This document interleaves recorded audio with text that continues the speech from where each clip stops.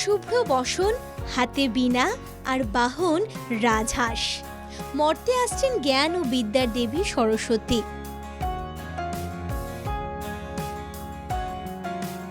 বাঙালির ১২ মাসে ১৩ পার্বণের অন্যতম গুরুত্বপূর্ণ এই উৎসবকে ঘিরে এখন সাজো সাজো রব ঊনকোটি জেলার কুমারঘাটে।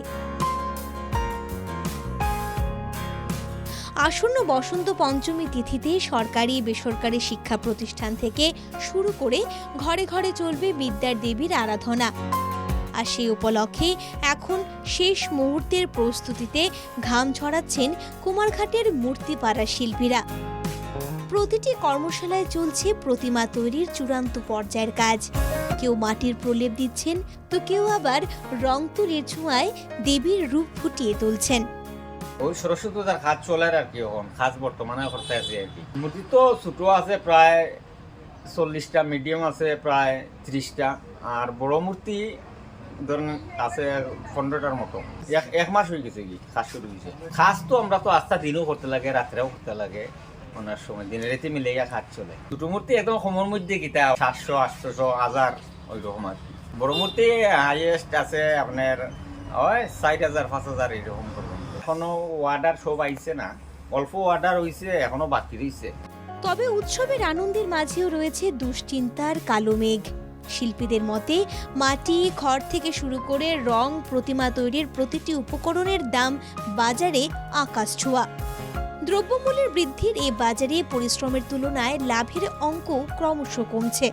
তা সত্ত্বেও বংশ পরম্পরায় চলে আসা এই পেশাকেই আঁকড়ে ধরে রেখেছেন তারা। আমরা তো সব কিছু জিনিসপত্র কিনা উনা আছে, বুঝছেন না? এই মাটিও আমরা কিনতে লাগে, খেরও কিনতে লাগে, সুসারটা ফোন তোমরা কিনতে লাগে। এরপরে দিয়ে আমরা এটা দিয়ে মোটামুটি আর কি মানে চলিয়া যাই আর কি। এমন আমাদের এমন লাভও কিচ্ছু নাই। ও মানে কোনো রকম খাইয়া পাচ্ছি যাবার বুঝার কি। এখান থেকে দূরে দূরেও যায়, কিছু কিছু লোকেলও থাকে। ঠিকই কিন্তু আমরা তো এই কাজও শিখছি, এই কাজই আমরা কোনো রকম চালাইয়া যাইতেই আর কি। সবাই হইতে করবো, এটা কিছু ক্যাপিটালও লাগে, আগে নিজের পয়সা খরচ করতে লাগে, পরে দিয়ারই এমন কিছু লাভও নাই। কেবল প্রতিমা তৈরিই নয়, প্রতিটি মূর্তিতেই নিজেদের সৃজনশীলতা ও অভিজ্ঞতার ছাপ ফুটিয়ে তুলতে আপ্রাণ চেষ্টা করছেন এই শিল্পীরা। কেউ প্রথাগত সাবেকি ঢেউ, আবার কেউ আধুনিক ভাবনায় গড়ে তুলেছেন বাঘ দেবীর রূপ। মাটির নিষ্প্রাণ কাঠামোয় প্রাণ প্রতিষ্ঠার এই মহাযজ্ঞ এখন কুমারঘাটের মূর্তিপাড়ার অলিতে গলিতে। বাগদেবীর বন্দনার মধ্য দিয়ে যে উৎসবের আনন্দ ছড়িয়ে পড়বে সর্বত্র, তার নেপথ্যের কারিগর এই মৃৎশিল্পীদের নিরলস পরিশ্রমী পুজোর আলোকে আরও উজ্জ্বল করে তুলবে।